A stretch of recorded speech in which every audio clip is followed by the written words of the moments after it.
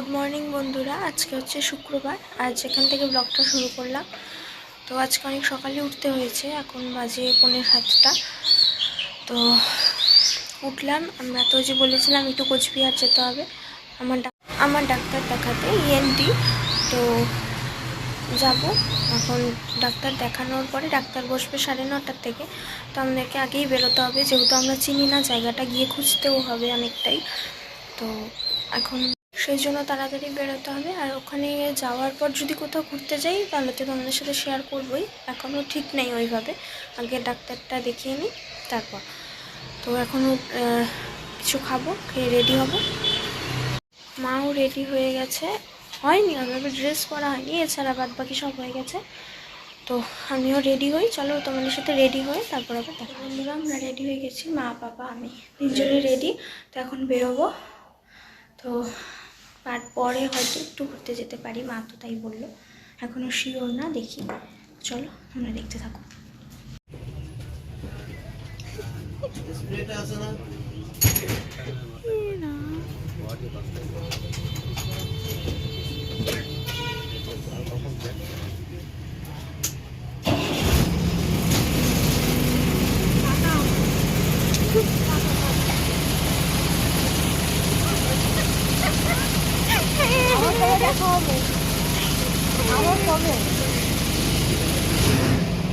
দেখো তো বাস আসে না।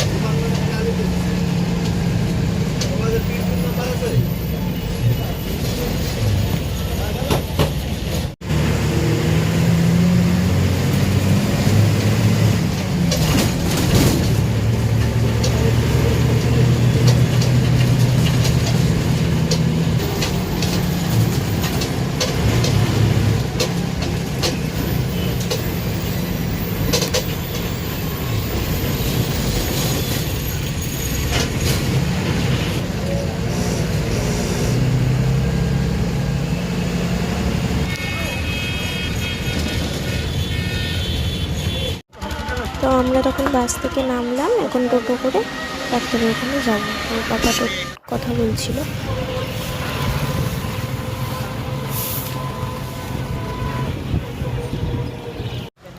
তো আমরা পৌঁছে গেছিলাম, ডাক্তার তখনও আসেনি, তাই ওয়েট করছিলাম বাইরে দাঁড়িয়ে। ভেতরে যেহেতু একটু ঠান্ডা, তো মা আর আমি রোদেই দাঁড়িয়েছিলাম। তারপর ডাক্তার দেখিয়ে ওই ওষুধ নেওয়ার সময় হাঁটতে হাঁটতে মার জুতো গেল ছিঁড়ে। তারপর গেছিলাম একটা জুতোর দোকানে, মা জুতো কিনলো। এক দোকানে পছন্দ হলো না, পরে অন্য দোকানে গেলাম।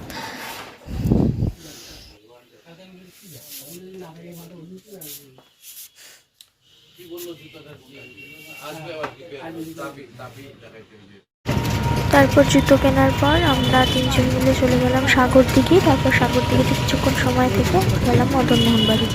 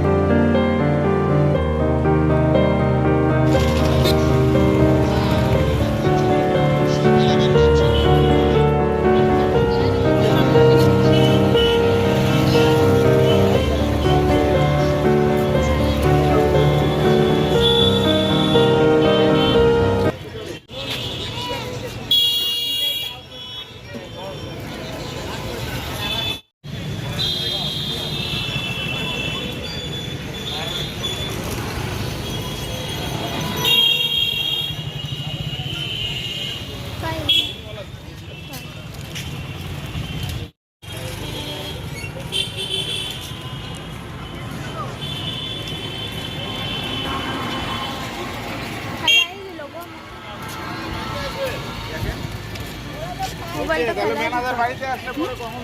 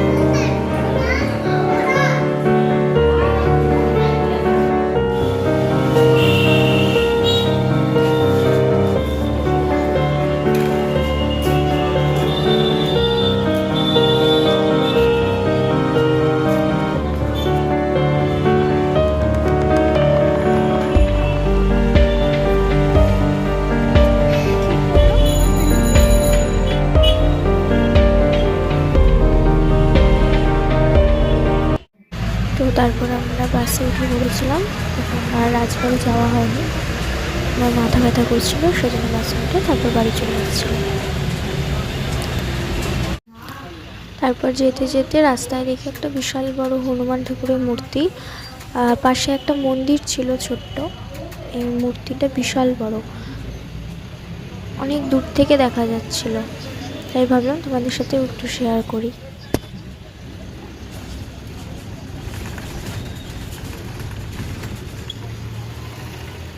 তো বন্ধুরা বাড়ি চলে আসলাম এখন। তো 4টা বাজে, আমার মাথা প্রচণ্ড ব্যথা করছে, কারণটা হচ্ছে আমার অনেকটা ঘুম পেয়েছে আসলে, হয়তো সেজন্যই ঘুমোলে পরে কমবে। তো এখন ফ্রেশ হব, মা ফ্রেশ হতে গেল, আসলে আমি ফ্রেশ হব। তো চলো এখন একটু ফ্রেশ হয়ে রেস্ট নেই, তোমাদের সাথে আবার বিকালে উঠে কথা হবে। এখনের মতন টাটা। তো বন্ধুরা আমি আসলাম এখন বাড়ি, ঢুকলাম জাস্ট, ঢুকে ড্রেসটা চেঞ্জ করলাম। এখন 4টা বাজে, 4টা বাজতে 5 মিনিট বাকি। তো আমার প্রচণ্ড মাথা ব্যথা করছে, ঘুম পেয়েছে সেজন্যই নাকি জানি না। তো এখন ফ্রেশ হব, মা গেল, মা আসলে আমি ফ্রেশ হব, হয়ে একটু রেস্ট নিব, একটু ঘুমোবো পারলে পরে, মাথাটা প্রচণ্ডই ব্যথা করছে। তো চলো এখন একটু রেস্ট নিয়ে নিই, তোমাদের সাথে বিকালে উঠে কথা হবে। এখন এর মতনটা হচ্ছে শনিবার সকাল, আসলে কালকে আমি ব্লগটা শেষ করতে পারিনি, তোমাদের সাথে যে বললাম পরে কথা হবে। কালকে সারাটা দিন শুধু শুয়েই ছিলাম, আমার প্রচণ্ড মাথা ব্যথা করছিল। তো রাত্রে উঠে খালি খেলাম, খেয়ে আবার সেজন্য আর ব্লগটা করতেই পারিনি, মানে ওই সেই ছিল না। তারপর তো তোমরা তো দেখলেই, ওই ডাক্তার দেখিয়ে, ডাক্তার আসতে একটু লেট হয়েছিল, তারপর ডাক্তার দেখিয়ে সকালে খেয়ে, ওই সকালে খাওয়া এত খিদে পেয়েছিল, তখন আর ভিডিও কী করবো আমি।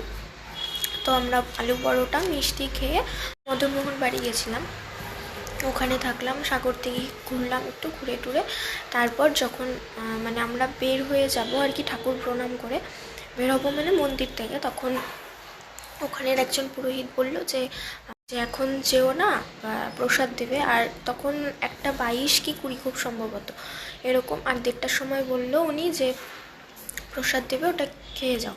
তো সেজন্য মা বললো যে চল থাকি। তো ওই 10 মিনিট ছিলাম ওখানে, তারপর যেই প্রসাদ খেলাম কারোর আর খিদেই পেল না, নাহলে আমরা ওখান থেকে বের হয়ে খেতে যেতাম। তো প্রসাদ খেয়ে নিয়েছি, আর তখন খিদে ছিল না। তারপর প্রসাদ খেয়ে একটুখানি সময় থেকে আরও তারপর বাড়ি চলে এসেছি। আর রাজবাড়িতে যেতে পারিনি, আমার প্রচণ্ড মাথা ব্যথা শুরু হয়ে গেছিলো সেজন্য। আর তারপর তো দেখলি ডাক্তার দেখিয়ে যখন আমরা মানে ওষুধ আনতে যাচ্ছি, রাস্তার মধ্যে মার একদম জুতো ছিঁড়ে গেছে। তো সামনেই ছিল 3টা জুতো, সামনেই 3টা জুতোর দোকান ছিল। তো ভালো হয়েছে, না হলে এই জুতো নিয়ে হাঁটতেও পারতো না। তো তারপর গেল জুতোর দোকানে, জুতো কিনলো, ওটা পরে তারপর আসলো। আর তারপর গেলাম হচ্ছে এক বাস স্ট্যান্ডে, মানে যেই টোটোতে উঠেছিলাম সেই নিয়ে গেল। তো ওখানে একটা বাসে উঠলাম, ওই বাস থেকে আবার আরেক বাস স্ট্যান্ডে নিয়ে অন্য বাসে করে আসলাম। তো এই তো কালকে তো ব্লগটা শেষ করতে পারিনি, সেজন্য ভাবলাম যে আজকে তোমাদেরকে বলে ব্লগটা শেষ করি। তো এখন আর ভিডিও কন্টিনিউ করবো না, কারণ আমাকে আজকেও আবার ভিডিও করতে হবে, সেজন্য এখনের মতন টাটা। আবার আসবো কালকে নতুন একটা ব্লগ নিয়ে। সবাই ভালো থাকে।